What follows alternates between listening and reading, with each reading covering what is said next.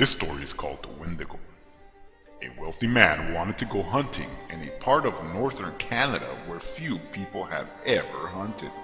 He traveled to a trading post and tried to find a guide to take him, but no one would do it. It was too dangerous, they said. Finally, he found an Indian who needed money badly, and he agreed to take him. The Indian's name was Dameathook. They made camp in the snow near a large frozen lake. For 3 days they hunted, but they had nothing to show for it. The third night, a windstorm came up. They lay in their tent, listening to the wind howling and the trees whipping back and forth. To see the storm better, the hunter opened the tent flap. What he saw startled him. There wasn't a breath of air stirring, and the trees were standing perfectly still. Yet he could hear the wind howling, and the more he listened, the more it sounded as if they were calling Dameathook's name. Dameathook, they called. Dameathook.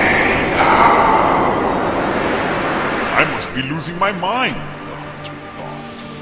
But Dameathook had gotten out of his sleeping bag. He was huddled in a corner of the tent, his head buried in his arms. "What's this all about?" the hunter asked. "It's nothing," Dameathook said.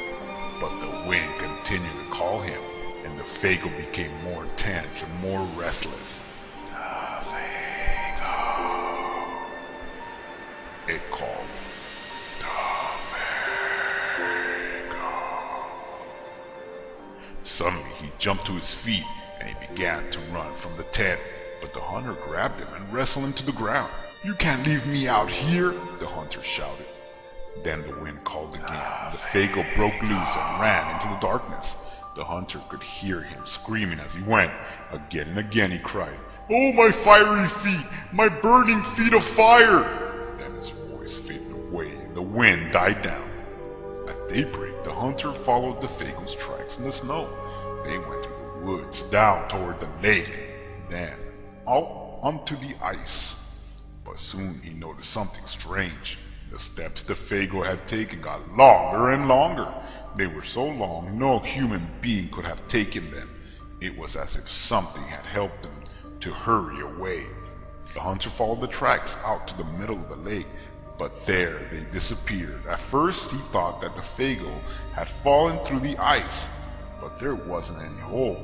Then he thought that something had pulled him off in the ice into the sky. But that made no sense. As he stood wondering what had happened, the wind picked up again. Soon it was howling as it had the night before. Then he heard Dameathook's voice. It was coming from up above, and again he heard Dameathook screaming, "My fiery feet! My burning feet!" But there was nothing to be seen. Now the hunter wanted to leave that place as fast as he could. He went back to camp and packed. Then he left some food for Dameathook, and he started out. Weeks later, he reached civilization. The following year, he went back to hunt in that area again. He went to the same trading post to look for a guide. The people there could not explain what had happened to Dameathook that night, but they had not seen him since then. "Maybe it was the Wendigo," one of them said, and he laughed. "It's supposed to come with the wind. It drags you along at great speed until your feet are burned away. And more of you than that. Then it carries you into the sky and it drops you." It's just a crazy story, but that's what some of the Indians say. 3 days later, the hunter was at the trading post again. An Indian came in and sat by the fire. He had a blanket wrapped around him, and he wore his hat so that you couldn't see his face. The hunter thought there was something familiar about him. He walked over and asked, "Are you Dameathook?" The Indian didn't answer. "Do you know anything about him?" No answer. He began to wonder if something was wrong, if the man needed help, but he couldn't see his face. "Are you all right?" he asked. No answer. To get a good look at him, he lifted the Indian's hat. Then he screamed. There was nothing under the hat but a pile of ashes.